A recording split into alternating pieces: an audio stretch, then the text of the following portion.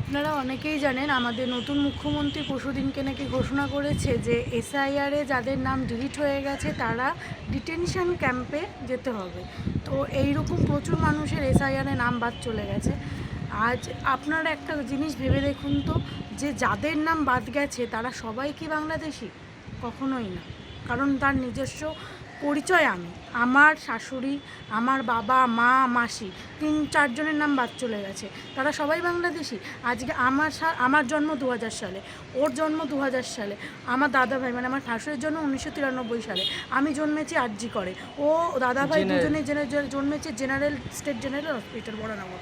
তো এইখানে যখন জন্মানো মানে এখানে যখন আমরা জন্মেছি, তাহলে আমাদের বাবা, আমরা এখানে হঠাৎ করে টপকেছি, আর আমার বাবা মা হঠাৎ এসে বাংলাদেশ থেকে নিশ্চয়ই ইন্ডিয়ায় আসেনি। সুতরাং আমি সরকারকে একটাই নিবেদন করব যে আপনারা যে এসআইআরের ডিটেনশন ক্যাম্পে নিয়ে যাচ্ছেন, তার আগে যে পোর্টালটা আপনারা এসআইআরে বন্ধ করে রেখেছেন সেই পোর্টালটা খোলার ব্যবস্থা করুন এবং যথাযথ নথিপত্র চেক করে তাদেরকে যাচাই করে তাদেরকে এই ইন্ডিয়ায় থাকার ব্যবস্থা করুন। কারণ সবাই বাংলাদেশি নয়, এটাই আমি নতুন সরকারকে বলবো।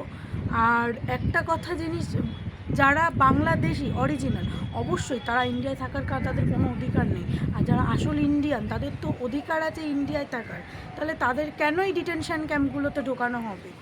যাদের যা ডকুমেন্টস আছে তাদের ডকুমেন্টস অবশ্যই দেখা উচিত। এবার সেগুলো আমরা জানি এসআইআর হয়েছে কম্পিউটারের দ্বারা, আমরা জানি এসআইআর কম্পিউটারের দ্বারা হয়েছে, সেই কম্পিউটার সব কিছু পারে না। আপনারা নিজস্ব উকিল, সরকারি উকিল বসান, তাদের সমস্ত নথিপত্র নিজের চাক্ষুষ দেখার চেষ্টা করুন। কোনো কম্পিউটার পারে না সব কিছু, যন্ত্র, সে এক যন্ত্র মানব, যেটা মানুষের মাথায় ঢুকতে পারে সেটা কম্পিউটারের মাথায় কখনোই ঢুকবে না। এইটাই আমার প্রথম কথা।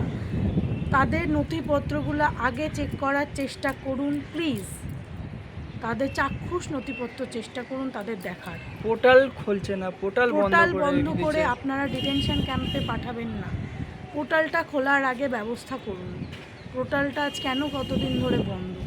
আজ পোর্টাল বন্ধ থাকাকালীন এই মানুষগুলোকে ডিটেনশন ক্যাম্পে নিয়ে গেলে কতটা হ্যারাসমেন্ট হতে হবে, প্রত্যেকটা বাড়ির লোকের হ্যারাসমেন্ট হতে হবে। এই হ্যারাসমেন্টগুলোই আমরা চাই না।